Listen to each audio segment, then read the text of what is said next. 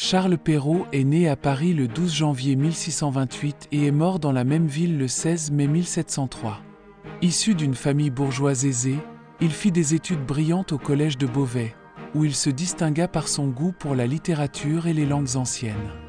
Après avoir obtenu son diplôme en droit, il devint avocat, puis entra au service de son frère, Pierre Perrault, un haut fonctionnaire. Grâce à ses talents, Charles fut ensuite nommé commissaire aux bâtiments du roi, travaillant pour Louis XIV, le roi Soleil.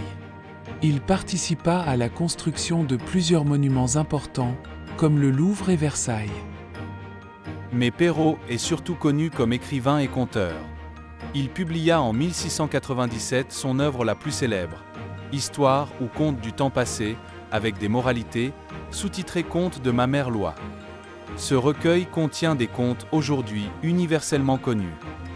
Cendrillon, Le petit chaperon rouge, La belle au bois dormant, Le chat botté, Barbe bleue, Peau d'âne. Ces histoires, inspirées du folklore et des contes populaires français, ont été réécrites avec élégance et une morale claire, ce qui en a fait des classiques de la littérature pour enfants. Maintenant, nous allons découvrir l'un de ses contes les plus célèbres, Cendrillon. Cendrillon. Cendrillon travaillait du matin au soir, pendant qu'Anastasie et Javotte, ses méchantes demi-sœurs, se pomponnaient dans leur chambre. Un jour, le roi organisa un grand bal en l'honneur de son fils, le prince charmant.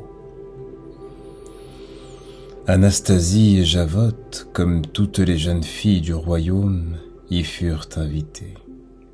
Mais Cendrillon resta à la maison avec ses vieux habits déchirés. Elle pleurait quand sa marraine la fée apparut. « Apporte-moi une citrouille, 2 rats et 4 souris, » lui dit-elle. Cendrillon obéit, et la fée transforma la citrouille en carrosse, les rats en laquais et les souris en chevaux blancs. Puis d'un coup de baguette magique, elle changea les vieux habits de Cendrillon en une robe magnifique et ses vilains chaussons en pantoufles de verre. Surveille l'heure, car au dernier coup de minuit, tout reviendra comme avant, la prévint sa marraine. L'arrivée de Cendrillon au bal fit sensation. Le prince ne dansa qu'avec elle. Dans ses bras, la jeune fille ne vit pas passer le temps. Lorsque sonna minuit, elle se rappela le conseil de la fée et se sauva si vite qu'elle perdit l'une de ses pantoufles de verre. Le prince la ramassa et la fit essayer à toutes les jeunes filles du royaume dans l'espoir de retrouver sa belle cavalière. Mais la pantoufle n'allait à personne, sauf à Cendrillon qui passait la dernière.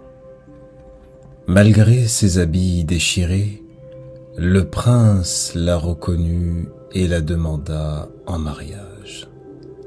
Anastasie et Javotte en furent malades de jalousie.